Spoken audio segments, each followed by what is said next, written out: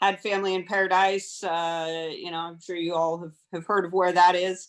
I went to, after I graduated high school, went to college at UC Davis, got a degree in animal science.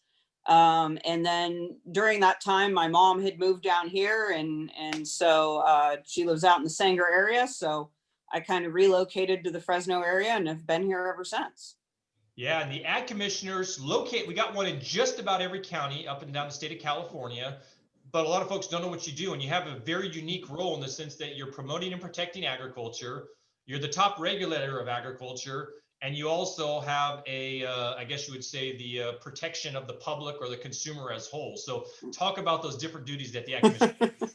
And All right, well, again, I've reframed. She could probably talk about 20 minutes just about her duties, but I'm kind of shrinking it down to about 45 seconds.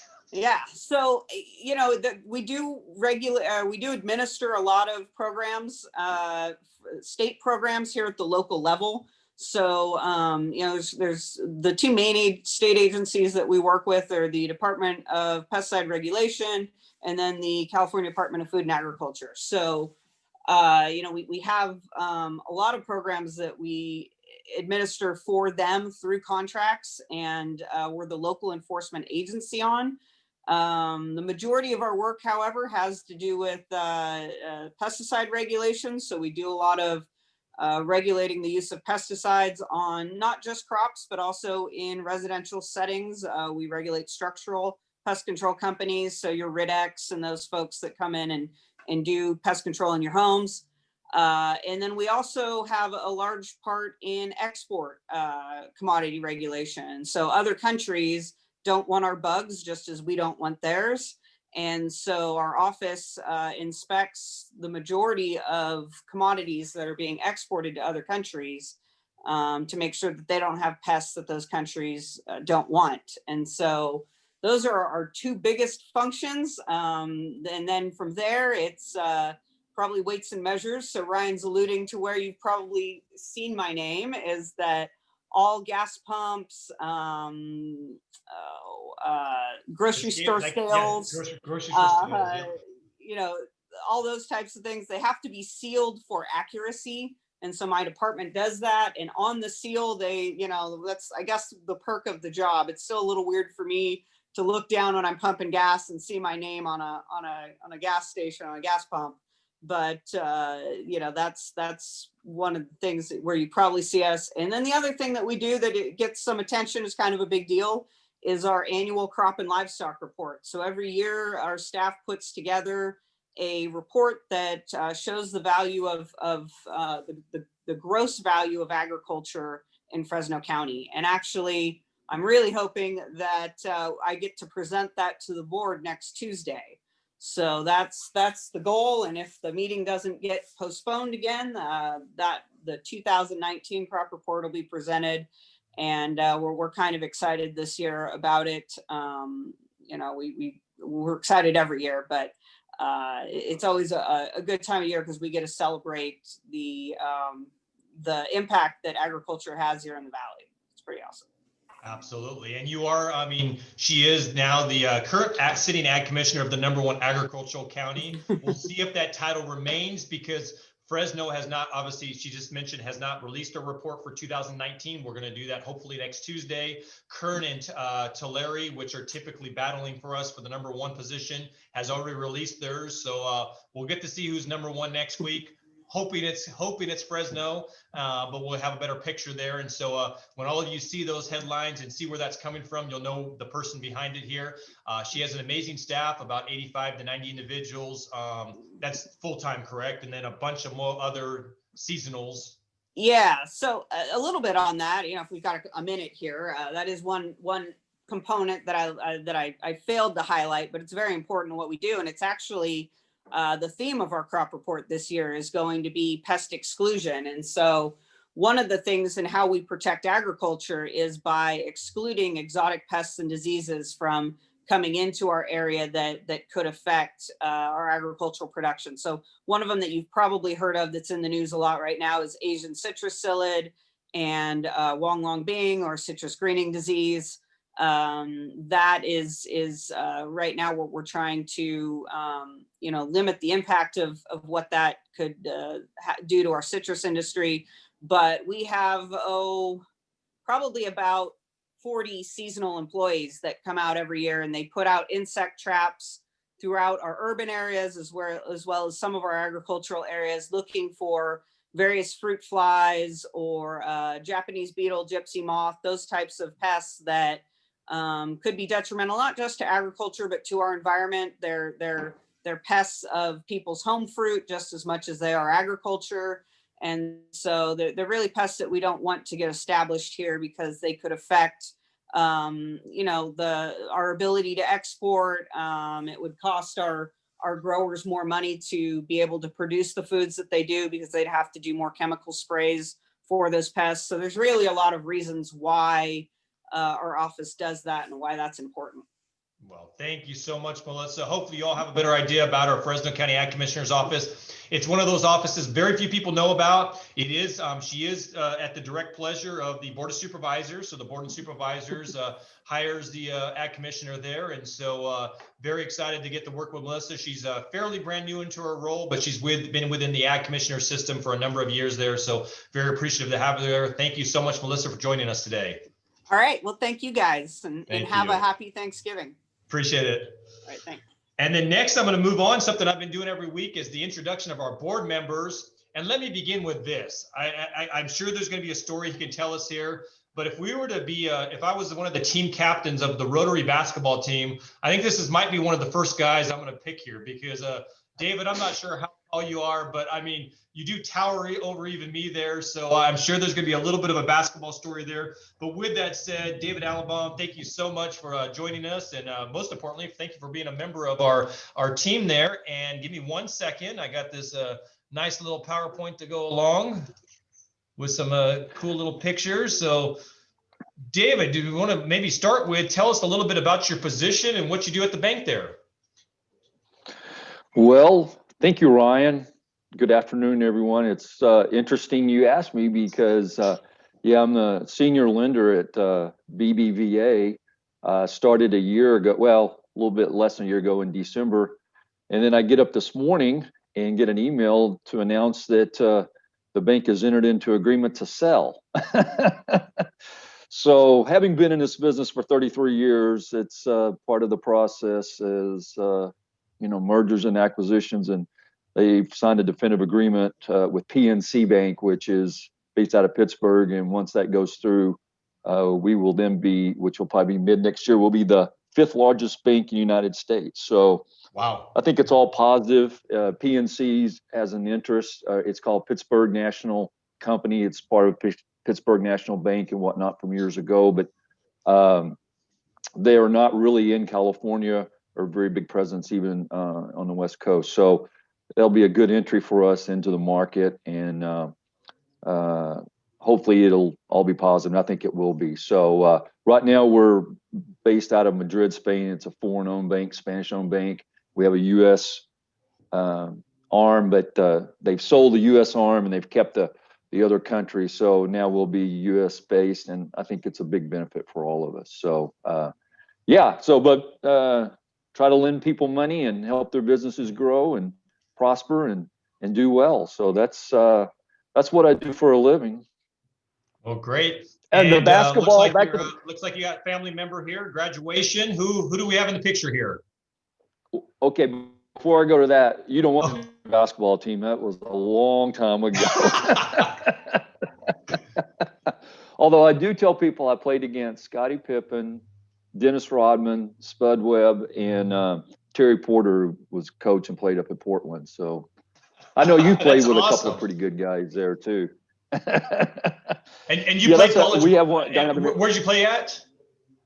Yeah, I played at Harding. It's a Division II school. It was a small school, but there's a lot of good athletes came out of Division II and small school that are NBA players. So yeah, no, that was a long time ago though, Ryan, and many pounds ago. I could say the same. I could say the same.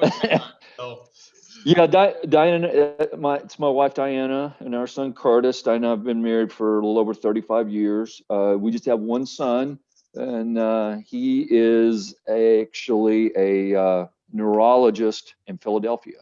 Oh, wow. So I tell people he got his smarts from me, but no one believes it. So yeah, that's a picture. We like to travel. That's a picture there on the left of us. Those of you who are foodies and like the high end stuff, that was taken at 11 Madison Park in New York City, and it's rated by Michelin's, not necessarily stars. We actually had dinner and took about 3 or 4 hours, and then we got a tour of the kitchen, and that's back in the kitchen. It was just an unbelievable experience. And on the right is Diane and I. We're at the memorial at Ground Zero. And Diana actually, the reason why we ended up in California, I'm from Texas, from Dallas originally, but we met in college and then we moved here. Diana's from the Moore area, but she went to school with Otis Tolbert, who was, a lot of you may know, who played football at Fresno State. And she was real close to him in high school. And of course, he was at the Pentagon and was killed at the on 9/11. But we were there, and it was just a tremendous experience. We got a piece of butcher paper, and she colored in his name, and people were coming by and offering condolences. I think they probably thought he was a family member or something. But yeah, so we like to travel. We like to go back and see him when we can. But this has been very difficult through this time. And you can see on the right, we have a couple of ferocious house cats that run around here and keep us occupied. And then we like to garden. So we clip roses and plant plants. We live on a couple acres. And so we really enjoy getting out and gardening and doing that kind of thing. So as you can see. Well, appreciate it. Well, thanks, David. And most importantly, thank you for the service on the board. I appreciate getting to know you a little bit better. And thank you for all you do for the community. And I should mention, I know you do a ton of other things for the community, but do you also serve on the Foundation for Public Safety for the Fresno Sheriff's Department too, right? I do. That's on the Sheriff's Foundation board for their nonprofit arm. I do that. And I'm also, we talk about service and Rotary and whatnot. I was actually introduced to Rotary by Robert Hubert, and Robert is John Hortzman's son-in-law. So kind of a small world there. But I think the service goes back, Ryan, when our family came on my dad's side, we came to this country. It was mom and dad and 6 kids, and they left Germany, went to Holland, and caught a boat to the United States. And when they arrived, cholera had killed all but one family member, and his name was Peter Allenbaugh. He was 12 years old, and he became a cooper, which is a barrel maker, and then served in the Revolutionary War. And so I'm a proud member also of the Sons of the American Revolution. So we have a local chapter here, and we do some good things through that as well. Well, great. Well, thank you so much, David. Appreciate the pictures. And most importantly, thank you for being a Rotarian. Thanks, Ryan. Thank you so much. Well, let me get rid of this screen here real quick. And moving on. Thank you. And Kara, I think I saw you on the phone in the car there. Yes, I'm here. I'm Fantastic. in a truck, and you'll like that. Big Ford truck. Yes. Fantastic. Well, you have some great news for us, right? I do. So, a little arm twisting and not too much, actually. Ryan asked me to come back as the after hours chair. So I'm happy to do so. And we're going to actually have a wine tasting coming up. So please mark your calendars. We have a short time frame to get this kicked off, and we want everyone to participate. It's going to be Wednesday, December the 2nd from 4:45 until 6 p.m.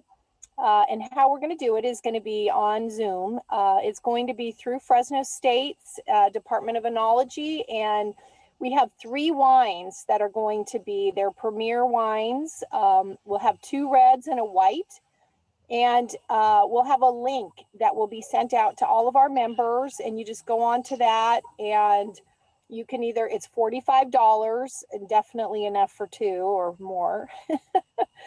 $45 for the package of 3 bottles of their premier wine. And then you can either go pick those up at the farm market at Fresno State. We'll put directions and whatnot. I'm sure most of you know where that is. Or we can send it to you, and that is for a charge of $5. In addition, we have the winemaker who will be on the panel and 2 students that are in the program talking about the wines and presenting, just sort of the whole nuts to soup on how they go about selecting a premier wine, how they cultivate and whatnot to deliver these wonderful wines. And then we'll have a Q&A at the end. So the wine tasting portion of it will be about 40 minutes, and then we'll have some time for question and answers. Also, we're going to put together a food pairing sort of shopping list, which you can either do on your own or not, but that will be a part of the package. So we'll have some items that you may want to go pick up to have to pair with your wines. And it should be wonderful. So I'm very excited about it. And I hope that you can all participate on the 2nd of December. Well, thank you, Kara. That's awesome. Very creative. People still get to socialize in a much different way than historically, but very much appreciate you pulling that together. So as she mentioned, Anna will be sending out an email shortly that will be able to explain the full program and how you can participate. One last thing too, Ryan, we are trying to put together, and Scott, I don't know, Barton, if you're on the call, I owe you a call because we'd like to see if we can pull together a walk for the zoo lights at the zoo sometime in December, probably right before the Christmas holiday, probably that week or maybe just the week prior. But so stay tuned for that. We're going to have 2 after hours options in December for you. Thank you. That's awesome. Thanks, Kara. Appreciate all you're doing on that. Absolutely. My pleasure. And with that, I am going to now jump over to our speaker, an organization that I know very well, but we're going to have Mr. Darren Rose introduce our guest speaker today. Darren, you got you on mute there. There we go. Gotcha. Good afternoon, everybody. I'm here to introduce Bill Stretch, the General Manager of the Fresno Irrigation District. Bill was selected in 2019 to serve as FID's new General Manager. He started at FID in 1998 after graduating from Cal Poly San Luis Obispo with a BS in Agriculture Engineering with an emphasis on water resources. Bill is a California native who grew up on an almond ranch in Merced and Madera counties. He is here today to talk to us about FID's centennial anniversary, and also just want to give a formal plug to FID's chairman of the board, and that's Ryan Jacobson, just to make sure everybody knows that. So Bill, over to you. All right, thank you, Darren. Thank you, Ryan. Thank you, Fresno Rotary, for inviting me to speak to you today. This year, like Darren mentioned, is a huge year for FID. We turn 100 years old. It's our centennial. I have a short presentation for you later. In celebration of our centennial this year, we put together a video. It's a 9-minute long video. We worked with Jeff Aiello of 1830 Entertainment, produced it, did a great job, and also Darren Rose, who presented or introduced me, serves as our PR and government relations firm for FID. So really enjoyed working with Darren. And one last plug for Ryan. As you know, he wears many hats in our community, and he has served on FID's board for, I believe it's been 12 years, and he's been FID's board president. Ryan, I forget the number of years. It's over 5 or 6. I know that. So got a great, so lucky to have him on FID's board. So with that, if you guys could roll it's about a 9-minute long video, and then we'll come back and I have a short little presentation after that.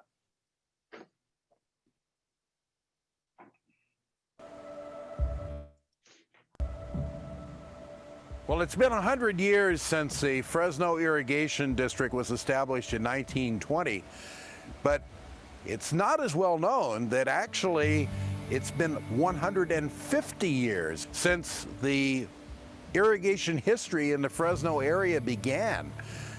That was in 1870, and right out here Where the Fresno Canal headgate is now is where construction began in 1870 on the Fresno Canal, which was the first canal to bring water into the Fresno area and was responsible for so much of the development in what is now Fresno as well as Clovis. The predecessor to the Fresno Irrigation District went down and bought a lot of land downstream on the Kings River that had historically had some riparian rights. And they transferred all those water rights up to the Fresno Canal and Irrigation Company, and they were the predecessors to FID. In 1920, the legislature in California enacted legislation that allowed for the creation of irrigation districts. We're 100 years old today because in 1920, when the irrigation district law was passed, Fresno Irrigation District was formed, and they then bought from the Fresno Canal and Irrigation Company all of the water rights that that old company had acquired over time. Those of us who are landowners in the Fresno Irrigation District are extremely fortunate in that our forebears were able to negotiate the lion's share of the Kings River to come into Fresno. And with that surface water, it makes our land so much more valuable and sustainable than any other land in the Central Valley. The one thing I like about Fresno Irrigation District, and they're not alone in this, but it's certainly true and enjoyable, is that if there's water behind the dam, it's yours. If it doesn't rain, we've all got problems. If it rains, you're going to get some water. There's no question about that. My grandparents started farming in Kerman over 100 years ago. So we're privileged that we've been with FID since its existence in the Kerman area and 50 plus years here. You have to be somewhat strange to say that you enjoy paying taxes. But if I had one tax that I enjoy paying, it's FID. I believe the communities, I believe the farmers, everybody gets a real benefit from FID. When I think back to the early days of the district, we really need to pay respect and think back to what they meant to this area and to this region.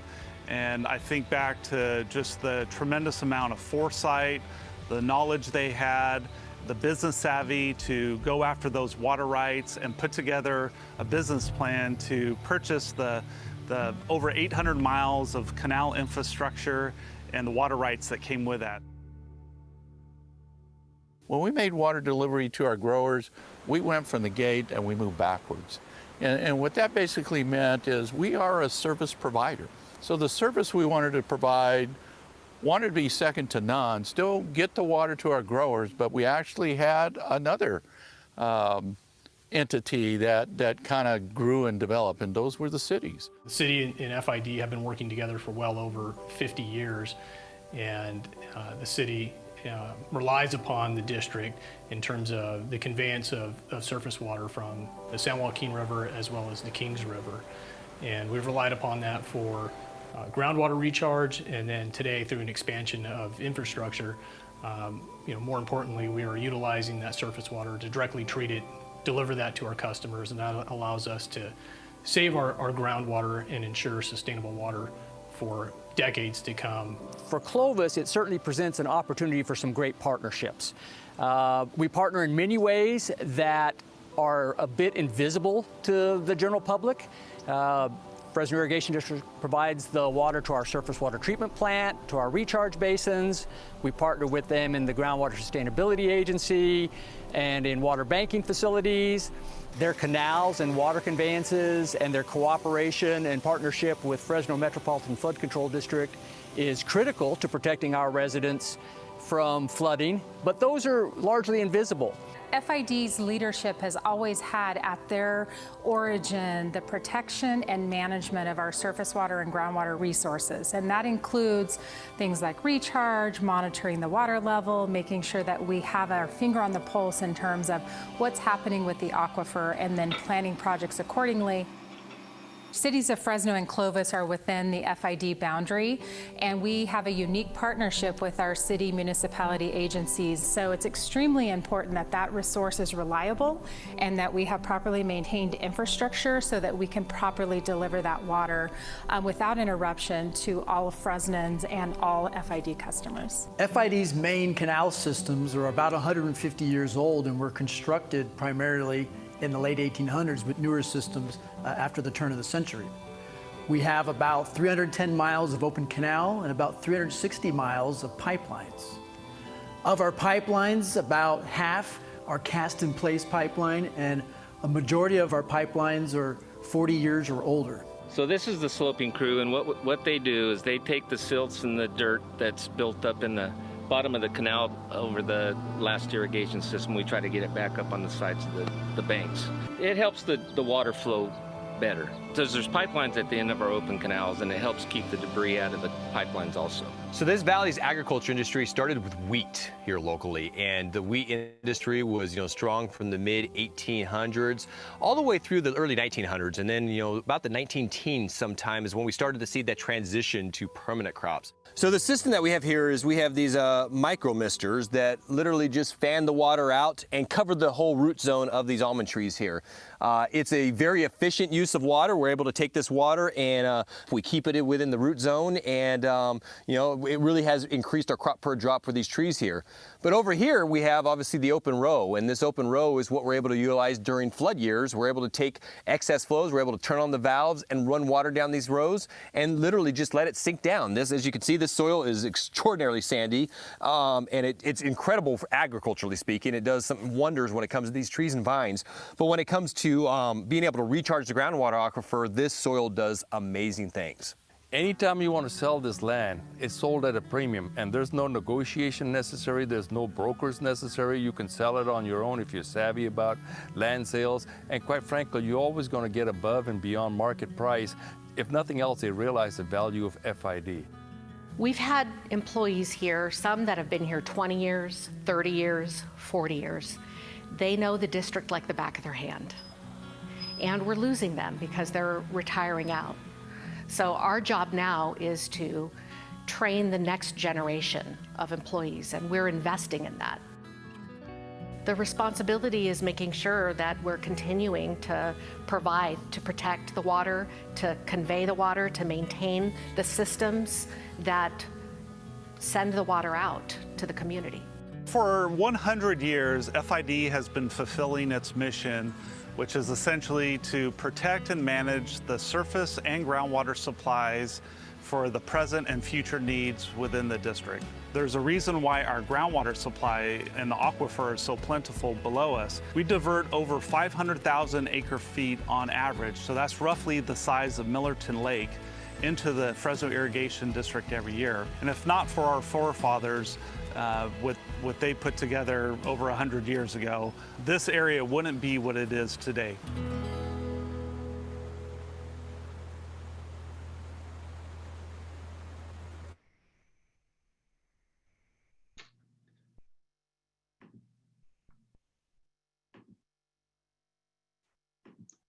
Anna, if you can hear me, I'm going to try to share my PowerPoint presentation for Ryan. Yep. Got it there, yeah. You just go full screen, you should be good. All right, here we go.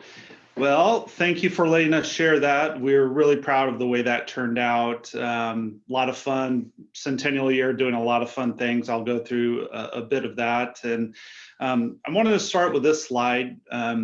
The district, while it's 100 years old this year, a lot of the infrastructure actually was built back in the 1870s, 1880s. It's hard to believe 150 years ago.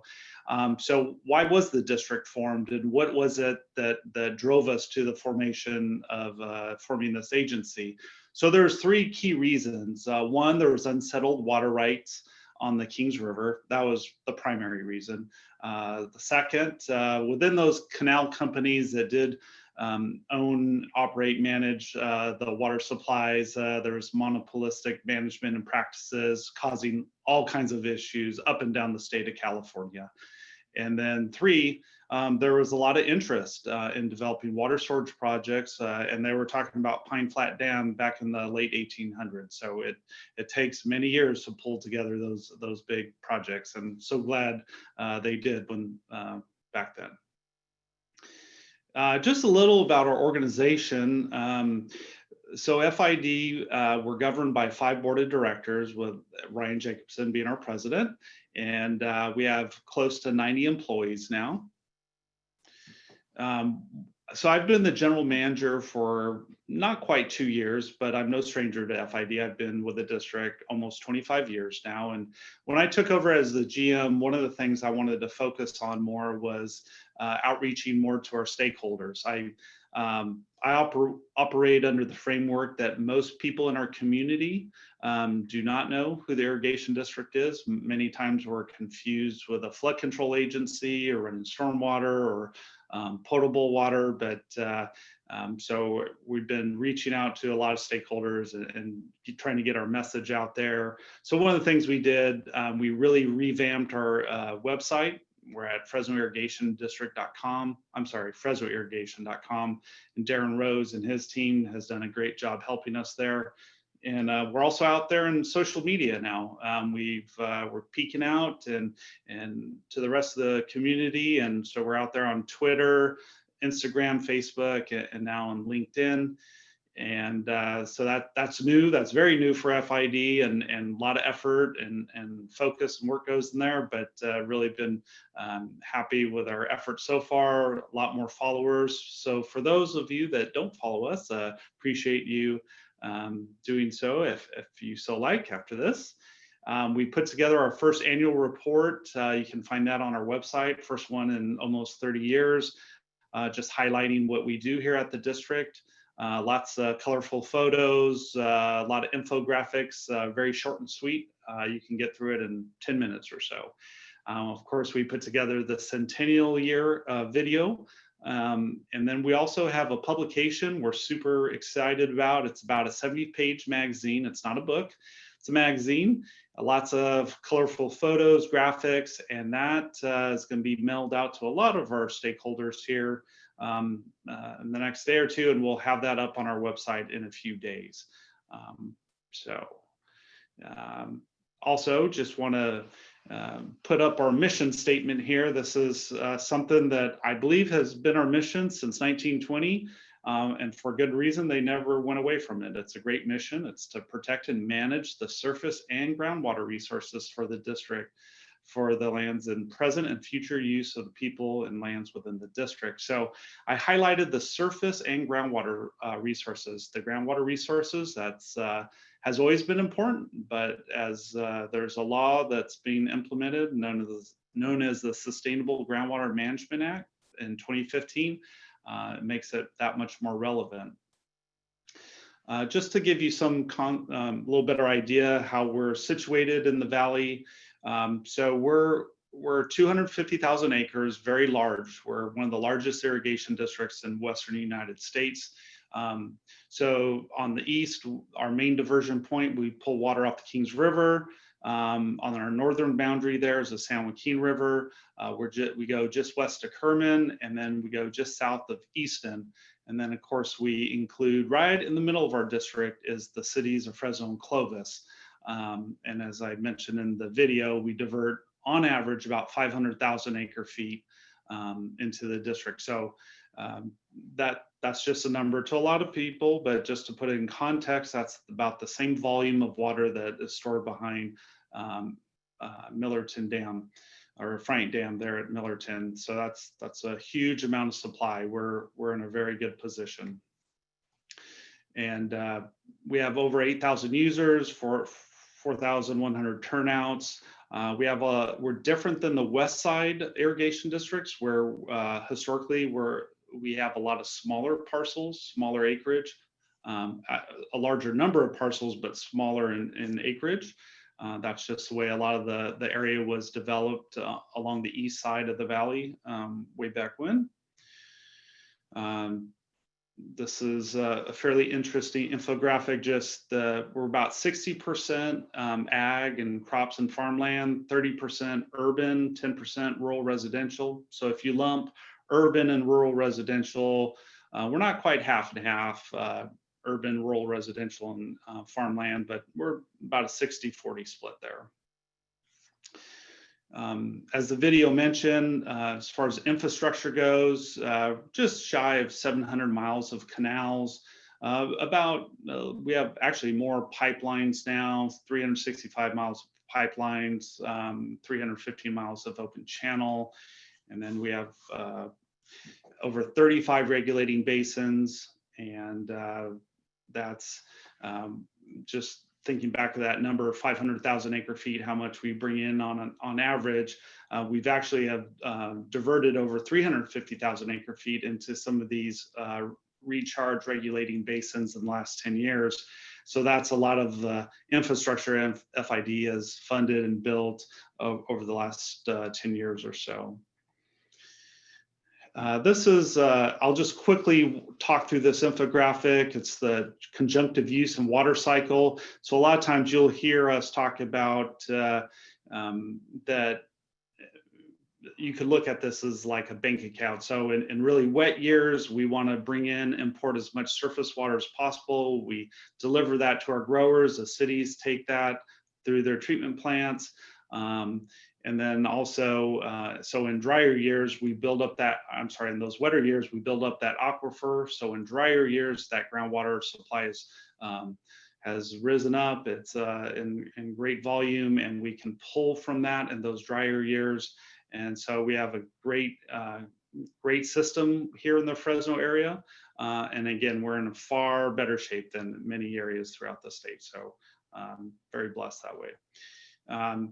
And just for some of you guys that are aware that the city of Fresno and FID have contracts with each other, something that's changed since I've started, the city of Fresno has constructed 2 surface water treatment facilities, and the city of Clovis has 1. And so we've changed our operations to deliver water to them. They run 11 months out of the year. So historically, on an average year, FID will run our canal system six months out of the year. And but to the cities, we'll extend that on certain canal systems. And then also there's groundwater recharge basins that between FID, the city of Fresno, and the flood control district will divert that also the city of Fresno's water supply to those basins. So this graphic just shows how many basins and the collaborative efforts between those agencies. You can see, so the flood control basins, this time of the year, they've been drained down, they're getting ready to capture stormwater. And then in the in the spring, late spring, summer months, they'll dry out, and then we'll start diverting surface water, and then they'll start the recharge process. That's a great way to have a dual use benefit there on public infrastructure like that. So that's a great system. Just another slide or two here. Something our district's been very proud of. A couple of years ago, we entered into the Master Trails Agreement with the cities of Fresno. We're also coordinating right now with the city of Clovis. For those of you that live out in the Clovis area, you see a lot of the city of Clovis trails adjacent to and parallel to the Enterprise Canal. They've done a great job building out that infrastructure. We work great together. The city of Fresno, they're in a little different position because a lot of the city has already been built up around our canal system. So we're working with them to allow them to utilize one of our banks in the already established areas. Now in those newer areas that have not been as developed yet, that look would be more similar to Clovis. So just want to let you guys know that this is probably something that most folks don't know, that's something we do and how we work with the community, and those have been fun projects to work on. And I'll just end before I open it up to questions. What are some of the district's challenges as we look into the future? First and foremost, it's defending our water rights and our supplies. I didn't touch on SGMA much, but there's this groundwater a law out there. We call it SGMA, and one of the things that they're saying about this law is that they think maybe up to 1 million acres of ag land might go out of production. The figures vary anywhere from 500,000 acres to 1 million acres. There's a 20-year time frame where people where growers and cities and irrigation districts have to become sustainable. So one of the upsides of that law is that we're coordinating with groups that historically maybe we haven't coordinated with. FID is different in that sense that we've been working with our cities for 50 years, but that's not true up and down the rest of the San Joaquin Valley. So that's something we're working on. So because of that law, there's a lot of focus on, are there any additional water supplies out there? Is there any extra surface water and or flood water? So that's something we covet those water rights, and we'll defend those. And we're in the process. So there's definitely been some challenges in the last few years, and we're armed and ready and prepared there. Just moving on to the third bullet there, the aging infrastructure.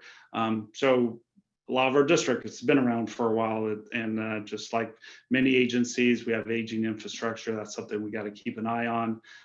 We're a little bit different there.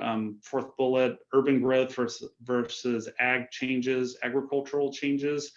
And so we're also just different than most irrigation districts. We have 700, well, probably more like 600,000 to 700,000 people right in the middle of our irrigation district. So that presents some challenges, but also some opportunities, like the trails opportunity I mentioned earlier. So that's something we're working through.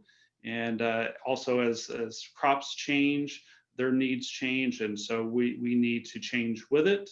And so I'll end there and open it up to questions. I'd just like to say it's been a whirlwind of the serving as the GM the last 2 years. Lots of challenges, COVID that threw us a curveball that nobody saw, and we're doing a good job working through that. So with that, I'll open it up.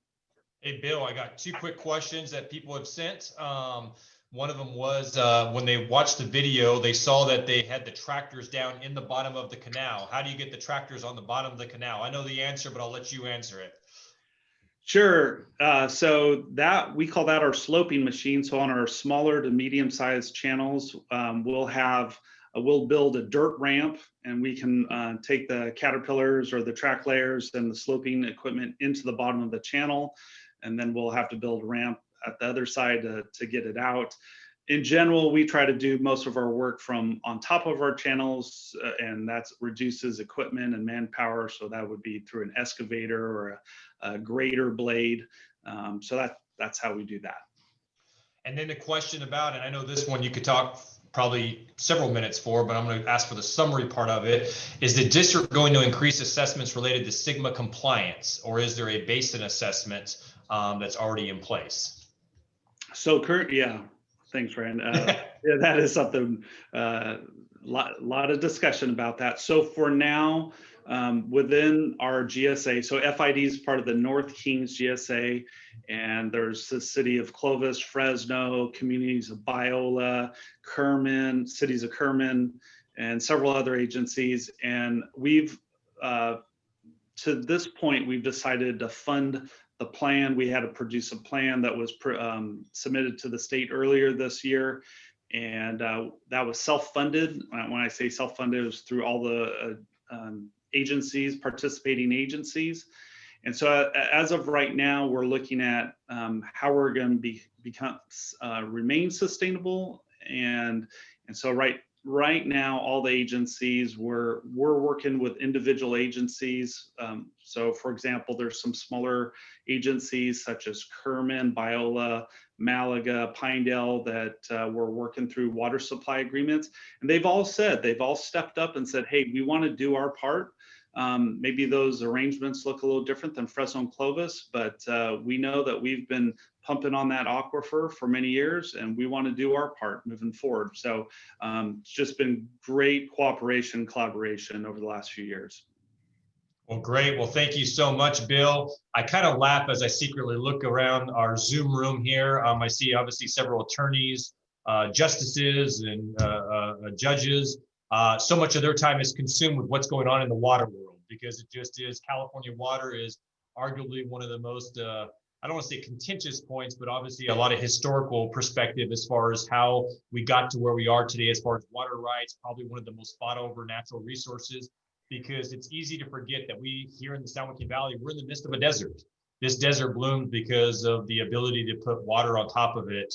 And the reason I thought it was so important for Bill to speak today, because you talk about like a district like the Fresno Irrigation District for over 100 years, but 150 years of infrastructure that's been put in place that allows us to do what we do here in this incredibly productive ag region. And so thankful, Bill. Thank you for coming on and talking about the district and the important part it plays in both our cities and rural agricultural area here. Thank you. And thank you for the invitation. Well, thank you. And so moving on, I'm going to finish up. Yeah, virtual clap. I'm sorry, virtual clap. Thank you, Blair. I saw you. You don't get to hear it, Bill, but very much appreciate the presentation there. And speaking of virtual on our poll today, I love this. Well over half of you have not begun shopping yet. So good for you guys. I wouldn't expect any different.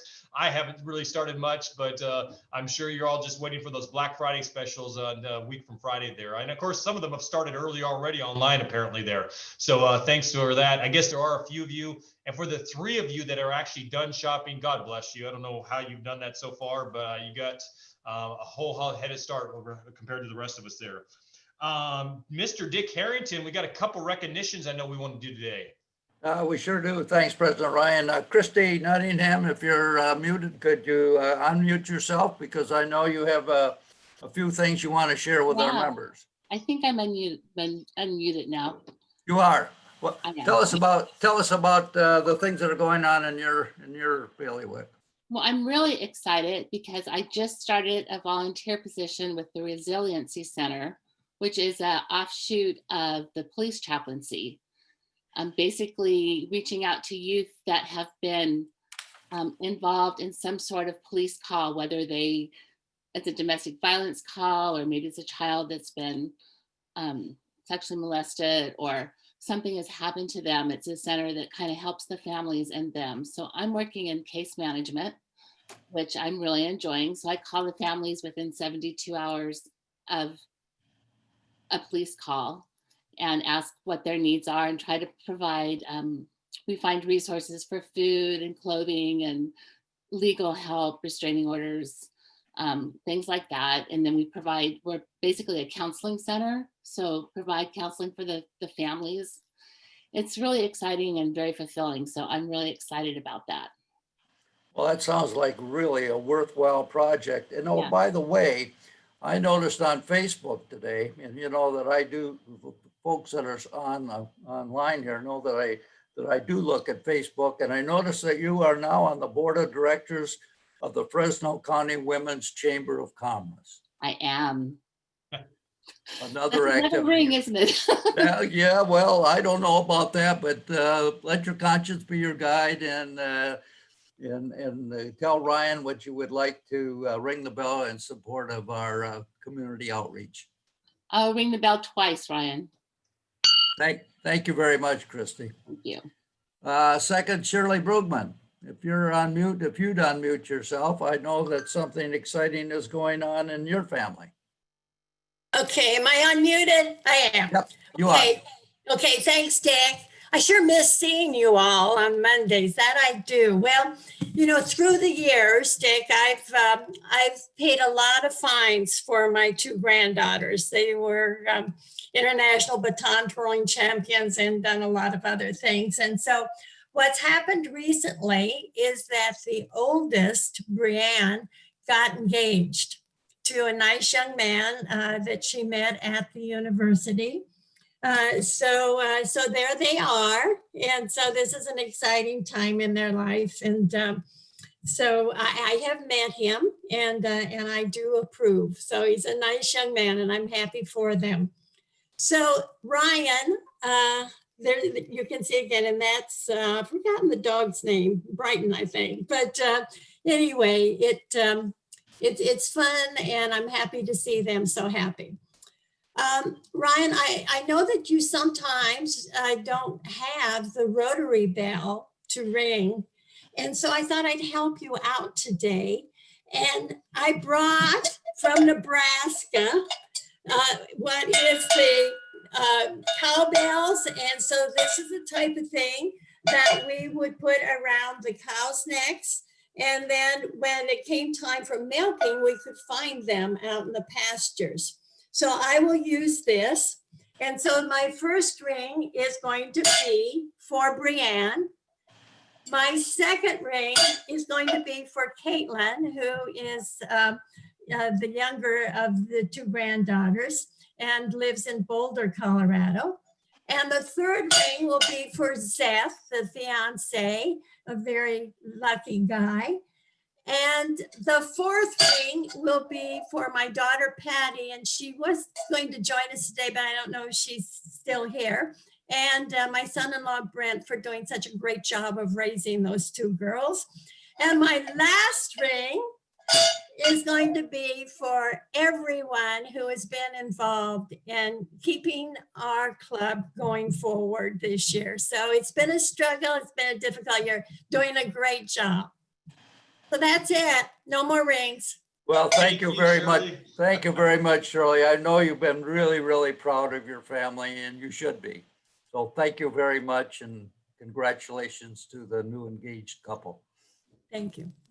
Thank you, Shirley. Happy Thanksgiving. And just so you know, I'm headed to your home state on Wednesday, so headed back to Nebraska again. So, well, with that, Mr. Darren, we are dark next Monday, so no meeting next Monday. We're giving you the week off for Thanksgiving, but we're coming back that Monday right after. And this is probably the most requested subject matter I've had this year. And we were waiting for this particular speaker and they came through. So Darren, who do we have joining us on November 30th? So Brittany Dyer, the State Director of American Forests, will be speaking to us about forest management and forest health. Kind of an important subject. I mean, I think we all knew it was important, but this year gave renewed sense with the creek fire right above us here. And so definitely excited to talk about that subject. Miss Anna, we have our drawing now for the 4 bottles of wine.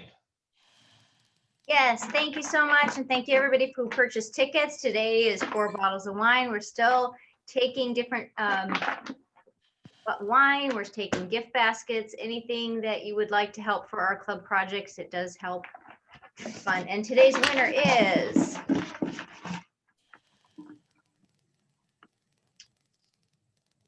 Shirley Brugman. Congratulations. Wow. Lucky day.